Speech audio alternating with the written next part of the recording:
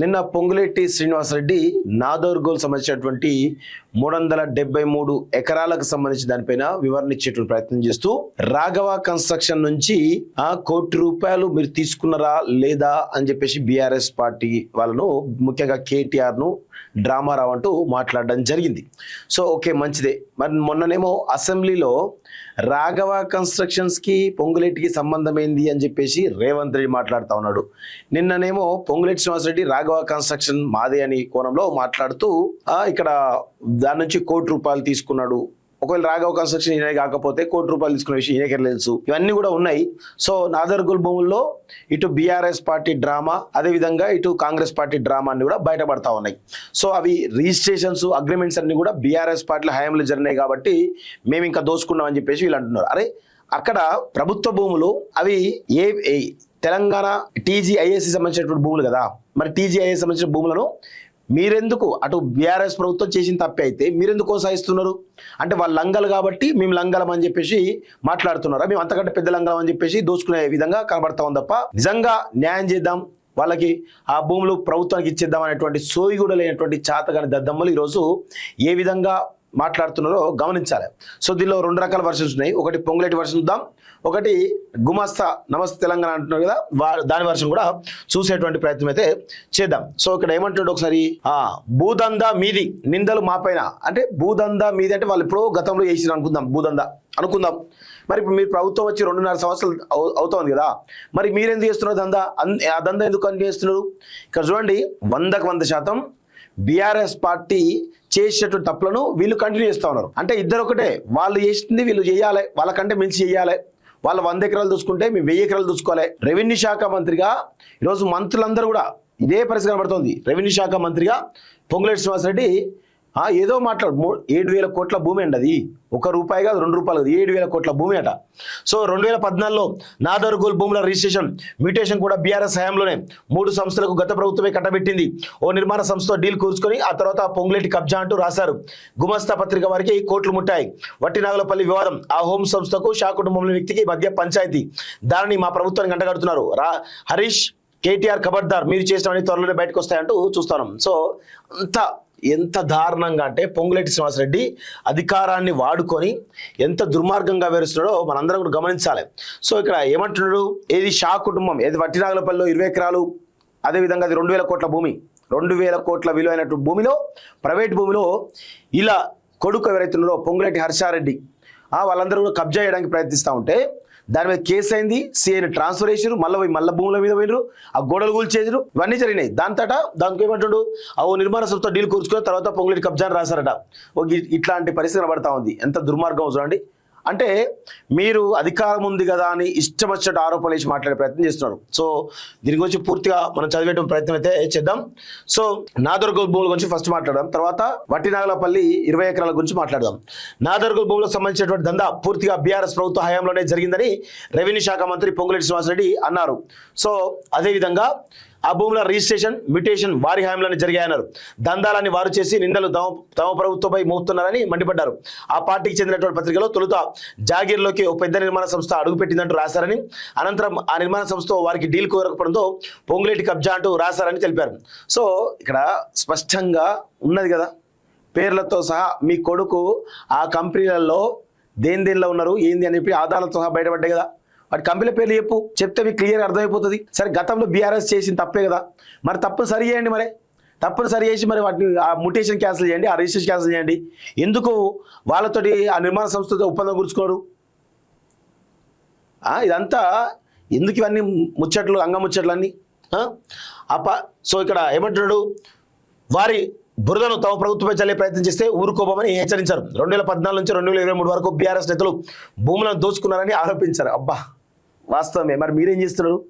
ఆ దోచుకున్న భూములు ఏవైతే ఉన్నాయో అవి బయట పెట్టండి. ఆ భూములను తిరిగి ఆ యథాతథ స్థితిని కొనసాగించండి. 2014 ముందు ఏ స్థితిలో ఉందో ఆ స్థితిలోకి తీసుకురండి చూద్దాం. ఎందుకు మీరు అంటే వాళ్ళు దోచుకున్నారు కాబట్టి వాళ్ళకంటే మేము 100 ఎకరాలు ఎక్కువ దోచుకోవాలని దాంట్లో మీరు మీ యొక్క అధికారాన్ని వినియోగిస్తున్నట్టే కనబడుతుంది తప్ప వాటిని సెట్ చేద్దాం, అవి ఎవరి దగ్గర కూర్చుకున్నారో వాళ్ళకి ఇచ్చేద్దాం అనేటువంటి సోయి ఉన్నదా మీకు ఏమన్నా?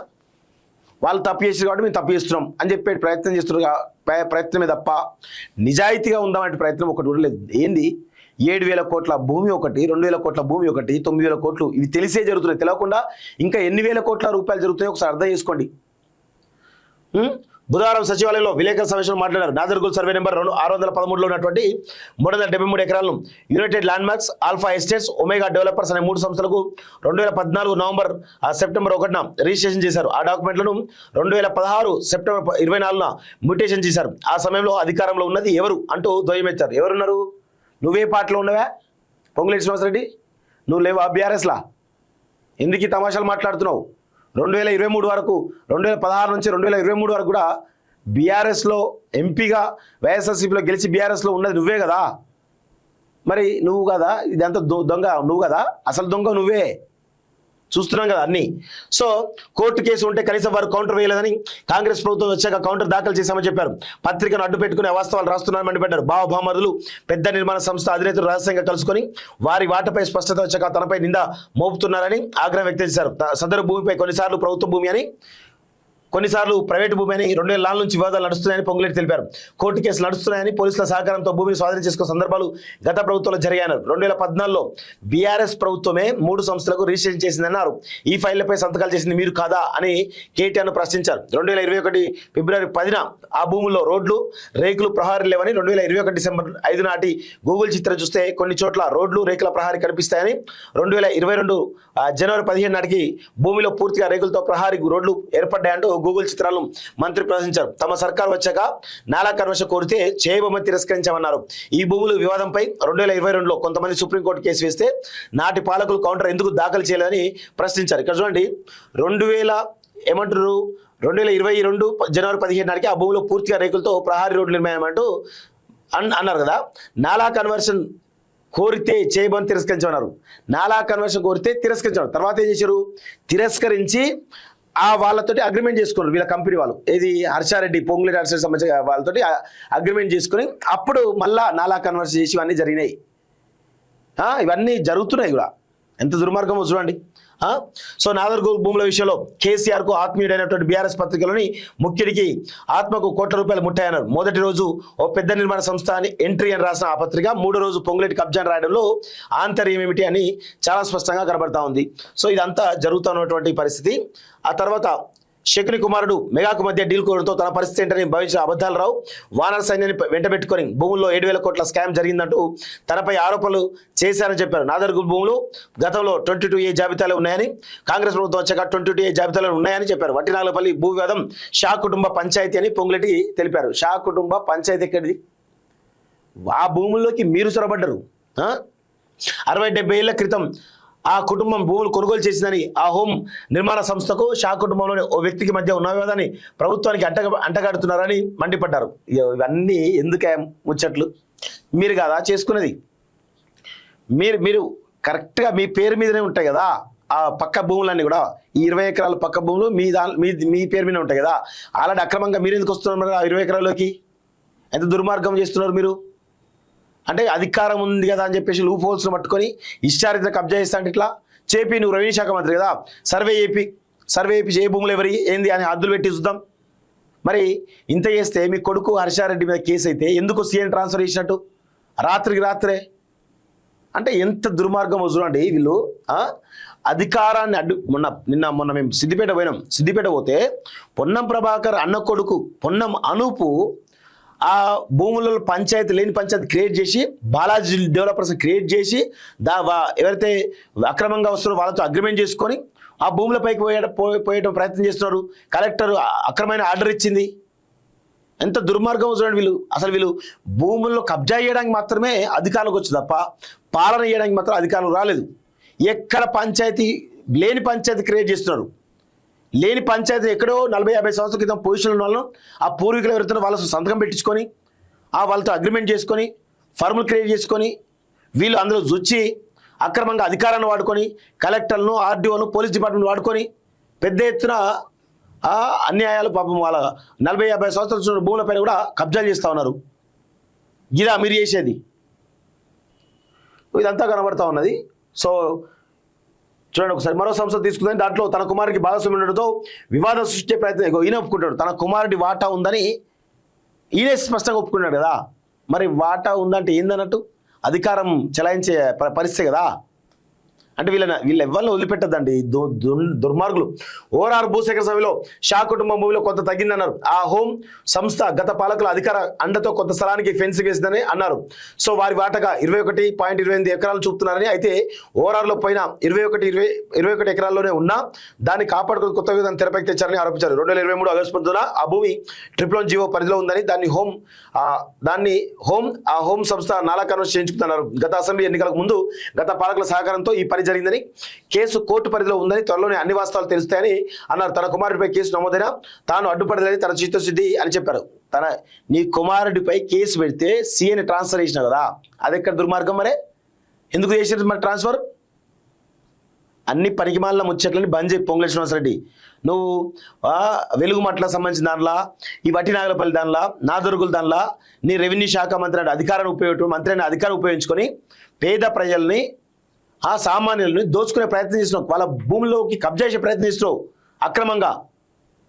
నిన్ను ఎట్టి పరిస్థితుల్లో వదిలే ప్రసక్తే ఉండదు పొంగులేటి శ్రీనివాసరెడ్డి.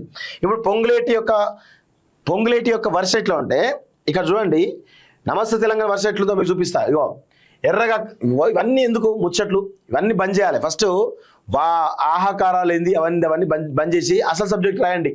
373 ఎకరాల నాదర్గోల్ భూములు ప్రభుత్వానివేనని, అవి నిషిద్ధ జాబితాలను ఉన్నాయని మీరు అంకించారు. మరి రెవెన్యూ శాఖ మంత్రిగా ప్రహారీ ఎప్పుడు తొలగిస్తున్నారు? బౌన్సర్లు ఎప్పుడు తప్పిస్తున్నారు? భూములు ఎప్పుడు స్వాధీనం? ఎస్, వీళ్ళు స్పష్టంగా క్వశ్చన్లు ఇస్తున్నారు. పొంగులేటి శ్రీనివాసరెడ్డి అది ప్రభుత్వ భూములు అని చెప్పేసి నిన్న చెప్పినావు కదా, నిషేధ జాబితాలను చెప్పినప్పుడు ఆ ప్రహారీ గోడ మొత్తం కూడా తీసేయాలి రెవెన్యూ శాఖ మంత్రి. ఇది ఒక మంచి పాయింట్ నమస్తే తెలంగాణ రేజ్ చేసింది. ఇక్కడ ఏమంటారు? కొత్తవాళ్ళు కూడా క్రషర్ మైనింగ్ నిబంధనల మేరకే ప్రకారం కొనసాగుతున్నదని మీరే చెప్తున్నారు. ఉల్లంఘనలు ఏవి జరగలేదని అంటున్నారు. అది ప్రభుత్వ భూమి కదా, మరి సర్కారీ స్థలంలో క్రషర్స్ తప్పు కదా? క్రషర్స్ ముందు పెట్టి 350 ఎకరాల ప్రభుత్వ జాగా కబ్జా స్కెచ్ వేసింది నిజం కాదా? ఇవి జరుగుతూ ఉంటాయి. సో ఇక్కడ ఏమంటున్నాడు? జాగిర్లోకి మెగా ఎంట్రీ, అవినీతి తలపై వేలాడే అక్షరాయుధం అంటూ చూస్తారు. వీళ్ళు దొంగలే వాళ్ళు దొంగలే కానీ అలా నో డౌట్. బీఆర్ఎస్ పై బురదలే ప్రయత్నంలో బుక్ అయిన రెవెన్యూ మంత్రి. 2006 నాటి కాంగ్రెస్ పాలనలోనే అక్కడ మొదలైన రిజిస్ట్రేషన్లు బీఆర్ఎస్ హయాంలోనే రిజిస్ట్రేషన్ మొదలయ్యాయని అసత్యం. రేవంత్ ప్రభుత్వం ఏర్పడిన వారానికి తెరపైకి ఏజీపీఏ హోల్డర్ కరీం 11 రోజే వందలాది మంది పోలీసుతో భూముల స్వాధీనం. కేసీఆర్ ప్రభుత్వ న్యాయ పోరాటాన్ని నేటికి కొనసాగిస్తున్న సర్కారు. బోర్డుల మాయాజాలంతో మంత్రి కుటుంబ దందాలు బట్టబయలు. భూముల వ్యవహారంలో బయటపడిన వ్యాపార భాగస్వామ్యాలు. కోహినూర్, శిల్ప, ఏక్యూ స్క్వేర్ ఒకే గూటికి కంపెనీలు అని అన్ని కూడా ఒకే గూటి కంపెనీలు. చూడండి, బీఆర్ఎస్ పార్టీ హయాంలో 3 కంపెనీలు ఉన్నాయి. వీళ్ళు వచ్చిన తర్వాత కోహినూరు, శిల్ప, ఏక్యూ స్క్వేర్ ఇవి ఒకే గూటి. ఇవన్నీ పొంగులేటి శ్రీనివాసరెడ్డి బంధువులకు వాళ్ళకి సంబంధించిన కంపెనీలే. సో వాస్తవాలు దాచిపెట్టి అవాకులు చెవాకులు అడ్డకోలు కూతలు బయట పెట్టిన నమస్తే తెలంగాణ. అందుకే పొంగులేటి గింగిరాయ్ డైవర్షన్కే మెగాతో తెర వెనుక ఒప్పందాలంటూ తప్పుడు మాటలు, గజ్జి కుక్కలు, అడవి పందులు, గాడిదలంటూ తీవ్ర అసహన భాష. తనపై వస్తున్నటువంటి ఆరోపణలు పక్కన నెట్టేందుకు మిగతా మంత్రిపై బురద అంటూ చూస్తున్నాం. మెగాతో పొత్తులు, బీఆర్ఎస్ పై కత్తులు. చూడండి, మెగా కృష్ణారెడ్డికి గత ప్రభుత్వ హయాంలో అవినీతి చేసిండు, ఈ ప్రభుత్వ హయాంలో అవినీతి చేస్తున్నాడు. అంటే ఆ ప్రభుత్వం బీఆర్ఎస్ ప్రభుత్వం ఉన్నప్పుడు ఆయన కమిషన్లు ఇచ్చి వాళ్ళ కేసీఆర్ కమిషన్లు పోయినాయి.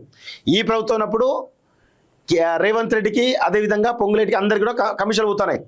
మొన్ననే వికారాబాద్ అనంతగిరి అడవుల్లో 86 ఎకరాల భూమిని, ప్రభుత్వ భూమిని మెగా కట్టబెట్టింది 66 సంవత్సరాల పాటు లీజ్కి.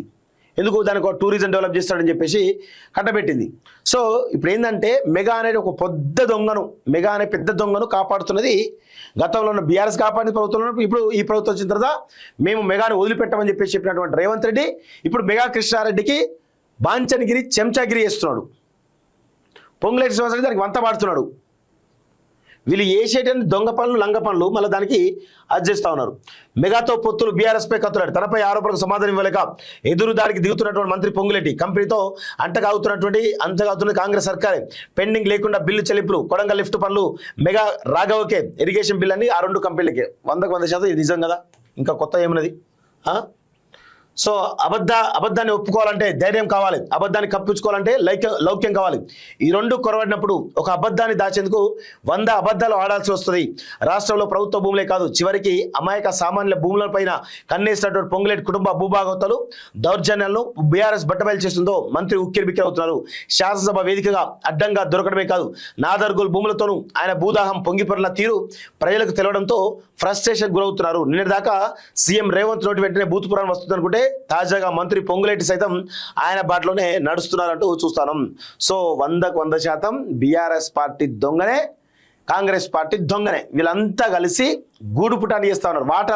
వాటాల ప్రయత్నం, ప్రభుత్వ భూములు దోచుకొని వాటాలు పంచుకునే ప్రయత్నం చేస్తూ ఉన్నారు తప్ప అవి ప్రభుత్వ భూములు కాపాడదాము అనేటువంటి సోయి లేని చాతగాని దద్దమ్మలు ఈరోజు బీఆర్ఎస్ పార్టీలో ఉన్నారు, కాంగ్రెస్ పార్టీలో ఉన్నారు.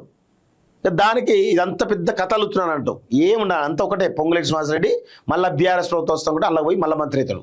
గంత దుర్మార్గుడు పొంగులేటి శ్రీనివాసరెడ్డి. ఇగో మెగాను ప్రస్తావించి శిల్పాను వదిలేసిన మంత్రి. అవును, శిల్ప గురించి ఒక్క మాట కూడా నిన్న మాట్లాడు. ఎవరు? పొంగులేటి శ్రీనివాసరెడ్డి. ఎందుకు మాట్లాడు? శిల్ప లేఅవుట్స్ ఉంది కదా ఇక్కడ, చూడండి, మిల్ అండ్ శిల్ప ఇన్ఫ్రా. మరి శిల్ప ఇన్ఫ్రా ఎందుకు మాట్లాడు? శిల్ప ఇన్ఫ్రా గురించి ఎందుకు మాట్లాడతలేవు? అలా మీ కొడుకు వాటర్లేనా? ఏక్యూ స్క్వేర్ గురించి ఎందుకు మాట్లాడతలేవు? కోహినూరు గురించి ఎందుకు మాట్లాడతలేవే? ఎంత దొంగను చూడండి, పెద్ద దొంగ పొంగులేటి శ్రీనివాసరెడ్డి, పెద్ద దొంగ. బోర్డుల చెరిపేదని దాచి ఒప్పందం ఆరోపణలు, అన్నింట్లో రాఘవనే ఉన్నది తెలిసినా పచ్చి అబద్ధాలు, అంతే కదా. 100% అన్ని అబద్ధాలే మాట్లాడుతున్నాడు పొంగులేటి వ్యాఖ్యలు. వట్టినాగపల్లి ఇది ఒక భాగవతం. ఇది కేవలం షా కుటుంబానికి చెందిన పంచాయతీ. ఇందులో ఒక పార్ట్నర్కి చెందిన భూమి ఒక కంపెనీ డెవలప్మెంట్కి తీసుకున్నది. ఆ కంపెనీ భాగస్వామ్యంలో నా కొడుకు కుటుంబ పంచాయతీలో భాగంగా నా కొడుకుపై ఎఫ్ఐఆర్ నమోదైంది. విచారణలో నిజానిజాలు తెలుస్తాయని చెప్పేసి చెప్పింది కదా. దీనికి కౌంటర్ ఏంటంటే, వట్టినాగలపల్లిలో సర్వే నెంబర్ 245 2025 నవంబర్ 30న పొంగులేటి కుమారుడు హర్ష తన అనుచరులతో కలిసి అర్ధరాత్రి వీరంగం సృష్టించాడు. 4 జేసీబీలు 70 మంది బౌన్సర్లతో దాడికి దిగబడ్డారు. ఈ దాడిపై పల్లెషా ఫిర్యాదు చేయగా గచ్చిబౌలి పోలీస్ స్టేషన్లో పొంగులేటి కుమారుడికి చెందినటువంటి రాఘవ కన్స్ట్రక్షన్ పై పోలీసులు ఎఫ్ఐఆర్ నమోదు చేశారు. ఒకవేళ పొంగులేటి హర్ష అక్కడికి వెళ్ళకపోయి ఉంటే ఆయనపై ఎఫ్ఐఆర్ ఎందుకు నమోదైనట్టు, ఆయనకు అసలు సంబంధమే లేని భూమిలోకి మంత్రి కొడుకు ఎందుకు వెళ్ళినట్టు, షా కుటుంబ పంచాయతీలోకి మంత్రి కొడుకు ఎందుకు ఎంటర్ అయినట్టు, వాస్తవానికి తొలుత అసలు ఈ భూమితో తన కొడుకు ఎలాంటి సంబంధం లేదని చెప్పిన పొంగులేటి ఆ తర్వాత ఆ భూమిని డెవలప్మెంట్ తీసుకున్న వారిలో తన కొడుకు కూడా ఒక భాగస్వామిని అంగీకరించాడు. ఇప్పుడు మీరు తేలాలంటే కోర్టులలో పంచాయతీ తేలాలి, మీరు కోర్టులలో కేసులు వేసుకోవాలి. మీరు ఒక మంత్రిగా ఉన్నారు, మీకు సీనియర్గా కన్స్ట్రక్షన్ ఎప్పటి నుంచో కూడా చేస్తున్నారు కదా. మరి ఇలాంటి వివాదాల్లో చొరబడద్దు, మీరు మంత్రిగా ఉన్నప్పుడు చొరబడద్దు అనేటువంటి సోయి లేదా పొంగులేటి శ్రీనివాసరెడ్డి? బుద్ధి లేదా కొంచెమైనా? మరి ఎట్లా ఆ భూముల్లోకి తన కొడుకు పేరు ఎఫ్ఐఆర్లో ఎంటర్ అయింది. మీరు అధికారంలో ఉన్నారు కదా, మరి అధికారంలో ఉండి కూడా మీ కొడుకు పేరు ఎంటర్ అయిందంటే ఆ యొక్క స్థలంలో ఆ కబ్జా చేయడానికి ప్రయత్నించిన దానిలో లైవ్లో పొంగులేటి హర్షారెడ్డి ఉన్నాడని చెప్పి చాలా స్పష్టంగా తెలుస్తుంది కదా. ఎట్లా చేస్తారు? ఇది పరిస్థితి కనబడతా ఉంది. అన్ని అబద్ధాలు, అర్ధసత్యాలు తప్ప ఏముండవు ఇక్కడ. సో రంగారెడ్డి జిల్లా బాలాపూర్ మండలం నాదర్గుల్ సర్వే నెంబర్ 613లోని 373 ఎకరాల భూములకు సంబంధించి బీఆర్ఎస్ హయాంలోనే రిజిస్ట్రేషన్ జరిగాయి. 2014లో ఒమేగా యునైటెడ్ ఆల్ఫా కంపెనీల పేరిట రిజిస్ట్రేషన్ అయ్యాయి. అలాంటప్పుడు ఇప్పుడున్న కాంగ్రెస్ ప్రభుత్వానికి ఏం సంబంధం అని చూస్తాను. సో చూడండి, ఈయన ఒక దొంగ, ఎవరు? పొన్నం ప్రభాకర్ ఒక దొంగ. సిద్దిపేట సంబంధించిన దానిలో ఆయన అన్న కొడుకు పేరు పెట్టి 100 కోట్ల భూమిని కబ్జా చేస్తున్నాడు. ఓకే, ఇది ఒక దొంగ. ఈయన పెద్ద దొంగ. ఈమె కూడా ఒక దొంగనే. ఈమె కథలు కూడా చాలా ఉన్నాయి. సీతక్క దొంగ కథలు, కబ్జాల కథలు, ఇక అనేక రకాల స్కామ్లు ఉన్నాయి. అవన్నీ కూడా త్వరలో బయటకు వస్తాయి ఒక్కొక్కటి. ఇగో ఈయనే అనిల్ కుమార్ యాదవ్, ఇదొక పరిస్థితి. ఎంత దొంగలు కలిసి ప్రెస్ మీట్ పెట్టినట్టుగా ఉన్నది తప్ప ఏమీ లేదు ఇక్కడ. సో ఇక్కడ చూడండి, ఈ భూముల దందా మొదలైంది కాంగ్రెస్ ప్రభుత్వంలో. ఉమ్మడి ఆంధ్రప్రదేశ్లో కాంగ్రెస్ ప్రభుత్వం ఉన్నప్పుడే 2006లో తొలిసారిగా ఈ భూముల రిజిస్ట్రేషన్ మొదలయ్యాయి. సో ఇదంతా కనబడుతుంది కదా, ఇదంతా స్పష్టంగా తెలుస్తూ ఉంది. 2014లో ఏజీపీఏ చేసుకున్న Karim Allauddin omega united alpha కంపెనీలకు 50 ఎకరాల చొప్పున సేల్ డీడ్ చేసేందుకు డాక్యుమెంట్ తయారు చేసుకుంటే ఆ సమయంలో రిజిస్టర్ జరగలేదు. కానీ ఉమ్మడి ఏపీలో ఏపీఐఏసీ 2013లో సుప్రీంకోర్టులో వేసిన పిటిషన్లపై 2015లో ప్రైవేట్ వ్యక్తులకు అనుకూలంగా తీర్పు వచ్చింది. దాన్ని ఆసరాగా చేసుకుని 2014 నుంచి పెండింగ్లో ఉన్న డాక్యుమెంట్లను 2016లో క్లియర్ చేసుకున్నారు. ఇది పరిస్థితి. అంటే 100% బీఆర్ఎస్ పార్టీ కూడా ఇందులో ప్రధానమైనటువంటి సూత్రధారి, పాత్రధారి. సో నాదర్గుల్ భూములకు గత ప్రభుత్వం పట్టించుకోలేదు. పైగా బీఆర్ఎస్ హయాంలోనే 2016లో మోటివేషన్ జరిగింది. కానీ కాంగ్రెస్ ప్రభుత్వం వచ్చిన తర్వాత 2025లో సుప్రీంకోర్టులో కౌంటర్ వేసి ప్రభుత్వం కాపాడేందుకు ప్రయత్నిస్తుంది. మరి ప్రభుత్వం కాపాడే ప్రయత్నిస్తున్నప్పుడు ఆ బ్లూ షేడ్స్ అవి ఇవన్నీ తీసేయాలి కదా, ఎందుకు తీసేయలేకపోతుంది? చూడండి ఒకసారి, నాదర్గుల్ భూములపై 2023 డిసెంబర్ 7న ఏర్పడిన కాంగ్రెస్ ప్రభుత్వం ఏ ఒక్క కోర్టులో ఒక పిటిషన్ కూడా వేయలేదు. 2016లో 3 ప్రైవేట్ కంపెనీలు రంగారెడ్డి కోర్టుకు వెళ్ళి వాళ్ళకు అనుకూలంగా తీర్పుతో మ్యూటేషన్కి దరఖాస్తు చేసుకుంటే అప్పటి సర్వర్ ఎంఆర్ఓ మ్యూటేషన్ ఉత్తర్వించారు. అర్థమైంది కదా, అంత దొంగలు ఉల్వంచుకుంటే ఇది కథ. ఏం లేదండి, ఇదంతా చాలా పెద్ద గూడుపుట నడుస్తుంది. 7,000 కోట్ల కబ్జా కోసం ఒకవైపు బీఆర్ఎస్, ఒకవైపు కాంగ్రెస్ పొంగులేటి కేటీఆర్ వీళ్ళంతా కూడా ఒకటి కుమ్మక్కాయ పనిచేస్తున్నట్టుగా కనబడతా ఉంది. నాదర్గుల్ భూములకు సంబంధించి ఉన్న కంపెనీతో నా కుటుంబానికి ఎలాంటి సంబంధం లేదు. సిస్టర్ కంపెనీలో కూడా వాళ్ళు భాగస్వాములుగా లేరు. గోడ మీద రాసిన మెగా శిల్ప ఇన్ఫ్రా కంపెనీతో సంబంధం లేదు. ఉన్నట్టయితే నేను ముక్కు నేలకు రాస్తా. మరి గోడ మీద మెగా శిల్ప ఇన్ఫ్రా కంపెనీతో సంబంధం లేకపోతే వాటి పేర్లు ఎందుకు లేకడా? చూడండి, నాదర్గుల్ భూములపై అధికారికంగా Kohinoor alias AQ square realtors company ఉన్నప్పటికీ తెర వెనుక సదరు మంత్రివర్యుల కుమారుడు ఉన్నాడనేందుకు అనేక ఆధారాలు ఉన్నాయి. కాకపోతే సాంకేతికంగా తన కుమారుడు 2023 మార్చిలో రాజీనామా చేసినట్టు చెప్తున్నారు. అంటే ఇప్పుడు నాదర్గుల్ భూములను చేపట్టిన ఆ కంపెనీతో గతంలో మంత్రి కుమారుడు వ్యాపార లావాదేవీలు కొనసాగించినట్టు అంగీకరిస్తున్నారు. Kohinoor alias AQ square realtors కంపెనీకి సిస్టర్ కంపెనీగా ఉన్నటువంటి క్రిస్టల్ కంపెనీలో అదనపు డైరెక్టర్గా ఉన్న పొంగులేటి హర్షారెడ్డి 2023 మార్చిలో రాజీనామా చేశారు. కానీ నాదర్గుల్ భూముల గుట్టును నమస్తే తెలంగాణ వెలుగు తీసుకొచ్చిన తర్వాత ప్రధాన గేటుపై స్పష్టంగా మెగా శిల్ప ఇన్ఫ్రా జాయింట్ డెవలప్మెంట్ అని బోర్డు రాశారు. ఇక్కడ మంత్రి కుమారుడికి ఉనికి సాంకేతిక ఆధారాలతో బయటపడింది. శిల్ప ఇన్ఫ్రాటెక్ కంపెనీతో 2018 నుంచి రాఘవ కంపెనీకి ఇప్పటికీ కలిసి వ్యాపార లావాదేవీలు నిర్వహిస్తున్నాయి. శిల్ప రాఘవలో ఇప్పటికీ పొంగులేటి హర్ష డిజిగ్నేటెడ్ పార్ట్నర్గా ఉండడంతో పాటు పొంగులేటి కుటుంబానికి చెందిన పలువురు డైరెక్టర్గా ఉన్నారు. అంటే కలుగులు వేరైనా గోడ ఒకటే కదా. స్పష్టంగా కనబడుతుంది కదా. ఎందుకే పొంగులేటి శ్రీనివాసరెడ్డి ఇప్పుడు వాటాలు నిలిచే ప్రయత్నంలో జరుగుతూ ఉంది. ఇప్పుడు వాటాలు ఎక్కడ తెలియక 7,000 కోట్ల భూమి కదా, 373 ఎకరాలు కదా, వాటాలు తెలుతులేవు. కేటీఆర్ వాటాలు తెలుతులేవు, హరీష్ రావు వాటాలు తెలుతులేవు, పొంగులేటి వాటాలు తెలుతులేవు కదా. అందుకే ఇదంతా వివాదం అంతా బయటకు వచ్చింది. వాటాలు తెలితే ఈ ఒక్క వివాదం కూడా బయటికి రాకపోతుండే. ఇది పరిస్థితి. ఇంత దొంగలు పట్టుకొని దొంగలు ఊళ్ళు వంచినట్టుగా కనబడతా ఉంది.